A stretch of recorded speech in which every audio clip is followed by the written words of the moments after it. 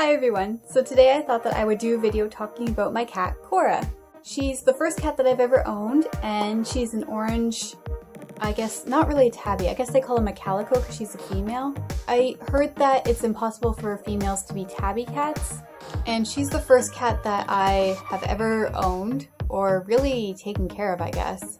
When I was younger, I really wanted a cat, like so badly. But we couldn't have one in my family because my mom is super allergic to them.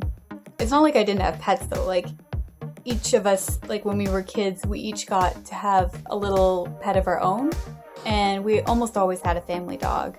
It's just for some reason I always really wanted to have a cat, so it's not really a surprise that I got one as soon as I moved out. So she is 10 years old and I've had her pretty much her entire life. The beginning of her story is a little bit sad though. She was rescued from a bad situation by this program called FOAP, which is Friends of Abandoned Pets. She was found abandoned in somebody's basement, and I know that the owners had a few other pets, and at least one dog did not survive. She was 6 months old, and she had a litter of kittens. So FOAP went in and rescued her and the kittens, and I think there might have been a few other cats, I'm not sure. So during this time I was dating this guy, and his stepmom was part of the FOAP program. So basically if you're volunteering in this program, you just have space available in your home to keep extra cats or kittens in until they get adopted. And so she just happened to end up with Kora and her kittens. And the kittens were so cute, they all looked exactly like her. One boy and 2 girls, I think. I only have one picture of her kittens, and it's not a very good one. It's all grainy and it doesn't look very good, but it's the only one that I have. And when I was getting ready to do this video, I did some research to see how young cats can have kittens, because I wasn't sure if I remembered exactly how old she was when she had them. But yeah, cats can have a litter of kittens as early as 6 months, which is insane. So when they got her, she was really thin. She was just skin and bones, and so they just kept feeding her, trying to fatten her up. So around this time I was moving into my first place, and all the kittens were getting adopted, and I said that if she was still available when I moved out, that I would take her. And it just so happened that she didn't get adopted before I moved out, and I got her. And originally they had called her Marsha, which is kind of a weird name for a cat in my opinion. But I decided to call her Kora, so like Kora with a K. It's short for Kora. I don't know if you know, but Koras are an Indian snack food. I guess I was really into Indian food at the time. You're so cute. You're so cute.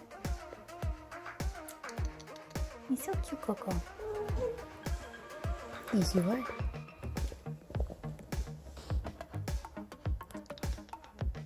And that's a butt. Hello, Coco. Oh, hello. You come to say hello?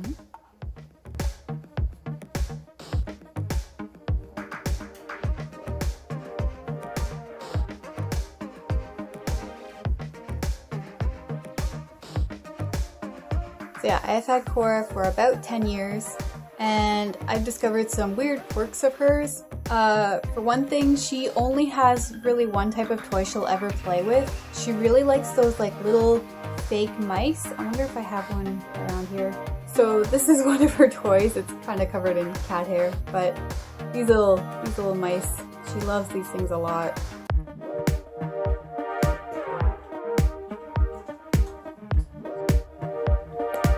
And I think the reason that she likes playing with those so much is that she's really good at catching that size of animal. When she was in my first apartment, she found a mouse somewhere and just kind of dropped it at the foot of my bed. So that was a fun surprise. It was the only mouse we ever found in any of our apartments. And she was the one that found it. I didn't find it. And unfortunately, it didn't survive. And when we were living in a house, she found a little brown mouse too. And there was a brief time when I was living in one of the houses where we let her go outside and just kind of like be free. I don't like to do that, but this house, it was really hard to keep her inside. The screen door had a hole at the bottom, and it didn't matter how much I tried to keep it, mended. I tried to sew it up and stuff, and she just would burst right through it and just break it again. Anyway, so when we were living in that house, she had like a summer and maybe a bit of fall where she was like running around outside, and we would find like dead mice in our garden. But we don't let her out of the house without a leash now.